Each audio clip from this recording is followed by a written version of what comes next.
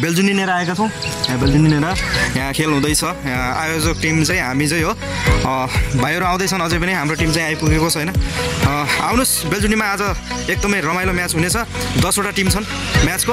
आयोजक हामी नै हो। एकदम रमाइलो हुनेछ अनि पक्कै पनि तालीवाली बुझ्दैछ। अहिले साना साना भाइहरू आएर प्र्याक्टिस गरिरहेछन्। हाम्रो टिम चाहिँ माथिबाट आउँछ। नमस्कार सबैजनालाई। हामीले चाहिँ तुलसीपुर महानगरपालिका 18 युथ अफ सातकुल्लेको टिम तर्फबाट हामीले चाहिँ जर्सी अनि केही जो फुटबलको खेलाडीहरूलाई चाहिने सामग्रीहरू हामीले उपलब्ध गराएका थियौँ।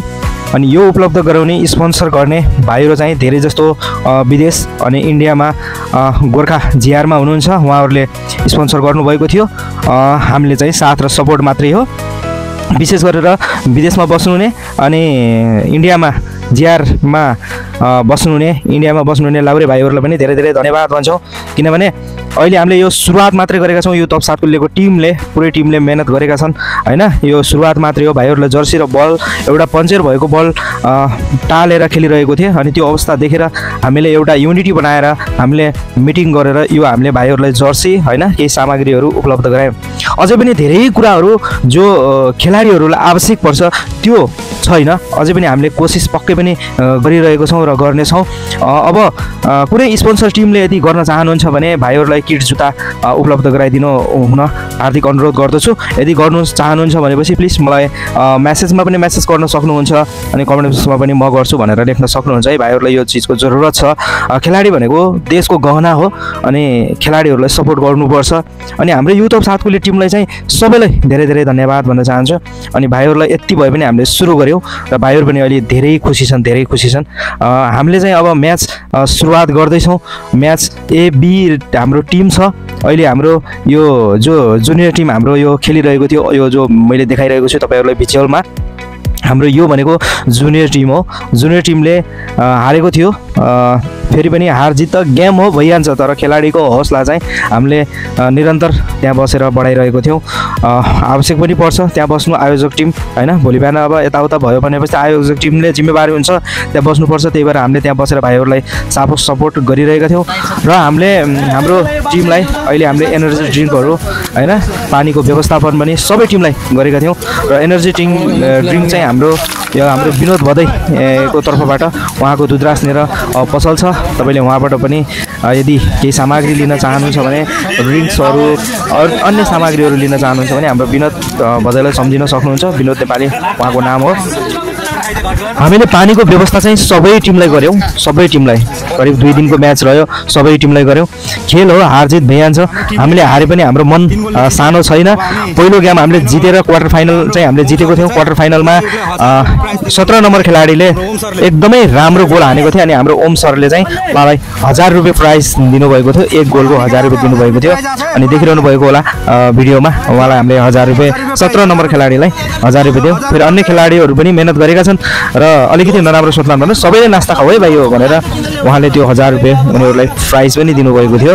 अनि एकदमै रमाइलो भयो 2 दिनभित्रमा। यो युथ अफ सातकुल्लेको हाम्रो टिम चाहिँ एउटा टिम नभएर अब एउटा युनिटी र गाउँ समाजमा गर्ने विकासहरू पनि हामीले अगाडि पक्कै पनि बढाउनेछौँ। अब हामीले हारे तापनि हाम्रो एकदमै नजिकको भाइहरू जो हिरो एफसी टिमले यो फाइनल म्याच जितेको थिए, एकदमै अनुशासित टिम। मलाई एकदमै खुसी लाग्यो। हामीले हारेर केही पनि भएन। हामीले सेमिफाइनल नै हारेको थियौँ। सेमिफाइनल नै खेल्न पाएनौँ। क्वार्टर फाइनलमै हारेको थियौँ। तर सेमिफाइनल पनि भिड्न पाएनौँ। तर भाइहरूले हामीले जितौँ भनेर एकदमै सपोर्ट गऱ्यौँ। उनीहरूले एउटा काँचो आम खाएर म्याच खेलेको हामीले देखेको थियौँ के। त्यो अवस्था देखेर पनि उनीहरूले नै म्याच जित्नुपर्छ भनेका थियौँ। भाइहरू पनि एकदमै राम्रो। हिरो एफसी टिमलाई नवज्योति भनेर उनको जर्सीमा लेखेको छ। भाइहरूको ऊ चाहिँ मलाई एकदमै राम्रो लाग्यो। भाइहरूको एकदम खेलाडीहरू दामी खेलाडी, एकदम अनुशासित टिम। कुनै पनि रफ शब्द युज नगर्ने हैन। एकदम राम्रो टिम रहेछ। भाइहरू मेरो दिल भोलक च्यानललाई यदि देख्यो भने सब्स्क्राइब गर्नु र फेसबुकमा देख्यो भने फलो र टिकटकमा देख्यो भने फलो गर्नु है। हामीले प्राइज मनी राखेका थियौँ 12000 राखेका थियौँ। तर कति टिम आउनु भएन।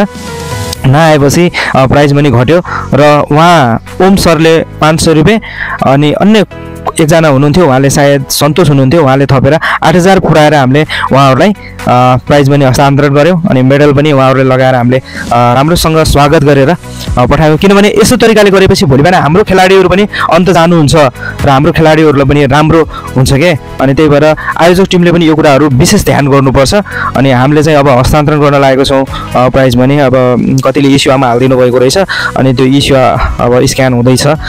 स्क्यान भएपछि अब इस्युआबाट हामीले ट्रान्सफर गर्छौँ। बाँकी 67-68 कति थियो त्यो चाहिँ हामीले प्राइज मनी क्यास दिन्छौँ अनि भाइहरूलाई क्यास दिएर राम्रोसँग हामीले बिदाबारी गर्छौँ। भाइहरू पनि एकदमै खुसी हुन्छन् हामीलाई देखेर अनि भन्छन् भाइहरूले, दाइ हामी धेरै ठाउँ गयौँ तर आयोजक टिम हजुरहरू जस्तो हामीले कहीँ पनि देखेनौँ। तर हामीलाई खुसी लाग्यो भन्दा, किनभने आयोजक टिम हामीले सुरुदेखि गरेको जो मेहनत र परिश्रम थियो पक्कै पनि खेर गएन भन्ने मलाई लागिरहेको थियो। अनि विदेशमा बस्नुहुने सम्पूर्ण दाजुभाइहरूलाई पनि धेरै धेरै धन्यवाद। हजुरहरूको उत्तर प्रगति होस्। जो तपाईँहरूले गर्दा सबै हाम्रो युथ अफ सातकुलेका टिम नै चिन्न पुग्यौँ। एकदमै धेरै धेरै धन्यवाद भन्न चाहन्छु। भाइहरू पनि एकदमै खुसी भए किनकि हामीले त्यो 12 बजेको 1 बजेको घाममा खेलाउँदाखेरि खेले र त्यो पानीको व्यवस्था गर्दाखेरि हरेक चिजको व्यवस्था गर्दाखेरि दाइ हामी एकदमै खुसी छौँ। केही भएन। हामीलाई थाहा थियो टिम कम आएको हो, सायद प्राइज पनि कम हुनसक्छ भनेर केटाहरूले त्यही पनि 1500 थपेर राम्रो गरेर हामीले प्राइज पनि वितरण गऱ्यौँ र हाम्रो यो लास्ट थियो। धन्यवाद। जतिजनाले पनि मेरो यो युट्युब च्यानललाई हेर्नुभएको छैन या देख्नुभएको छैन म लिङ्क राखिदिन्छु अनि मेरो च्यानललाई सब्सक्राइब गरिदिनु होला। हस्त धन्यवाद। सबैलाई हामीले प्राइज मनी पनि दियौँ। अब म्याच पनि सक्यो। ठिकै भयो, राम्रो भयो। आफ्नो टिमले नजित्यो भने अरू टिमले जित्यो भने खेलमा हार जित त भइहाल्छ, तर इन्ट्रेस्टिङ म्याच भयो। एकदम राम्रो दामी म्याच भयो र एकदमै अनुशासित टिमले जित्यो। अनुशासित चाहिँ खेलमा हुनुपर्छ, त्यही खुसी लाग्यो सबैभन्दा। ल दिल ब्लग्स च्यानललाई जतिजनाले पनि हेर्नुहुन्छ सब्सक्राइब गर्नु होला है त। फेसबुकमा देख्यो पनि फलो गर्नु होला, टिकटकमा देख्यो पनि फलो गर्नु होला र युट्युबमा सब्सक्राइब गरिदिनु होला। थ्याङ्क यू, नमस्कार, धन्यवाद।